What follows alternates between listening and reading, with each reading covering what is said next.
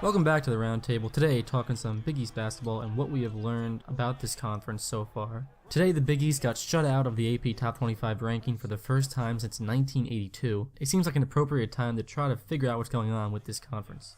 Number one, we need to talk about defense. Villanova's been the top-ranked Big East defense this year according to Ken Palm's adjusted defensive efficiency. They sit at just 38th in the nation. This is troubling for the conference because Villanova's defense has been pretty awful this year, whether it's been total defensive breakdowns due to miscommunication or guys just getting beat off the dribble. The lone bright spot for Villanova's defense has been Demir Cosby-Roundtree's rim protection. He's blocked 12 shots in 4 games this year after blocking just 15 in 4 games last season. But the defensive problems really persist across almost the entire conference, from Xavier, who are constantly getting beat defensively, to Marquette, who have not played defense since Buzz Williams was their head coach. There are a lot of players in this conference who should be very good individual defenders, but no one is playing team defense very well at this stage. You hope with the more minutes these players log together, they will get better and defensive units will gel together. But at this point, no one can stop anyone, and it's tough to win games playing like that.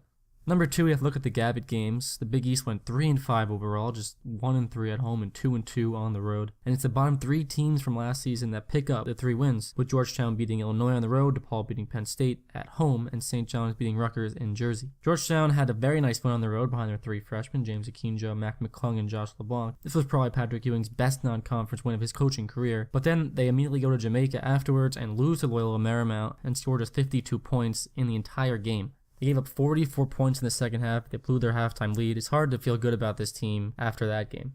DePaul should feel good about their team for the first time in a long time. In fact, they have a very good 7-man rotation, and that makes them one of the more complete teams in the conference, inside and out. But if there's one thing to say about this team, is that they play hard, and they have some talent to match. It's not inconceivable that they finish in the top half of the Big East this year.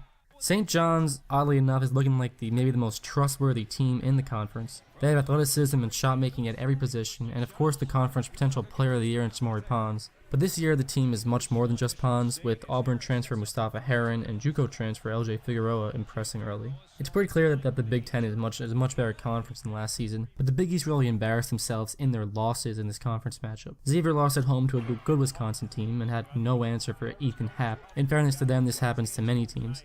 Villanova then figured out how to play basketball against Michigan, losing to a team that knew how to play. Seton Hall got beat by a better team on the road. Marquette played an okay game in Indiana, but got totally bulldozed by the Romeo Langford-led Hoosiers. Creighton lost in Omaha to a team they should have beat at home in Ohio State. They at least showed some fight to rally to get back in the game, but then blew it late. It was really how each team lost. Villanova, Seton Hall, Marquette all blown out by more than 20 points, all on the same night, and then Xavier and Creighton losing winnable games at home. They pulled out a respectable record at 3-5, but this year's Gavitt Games is definitely one to forget.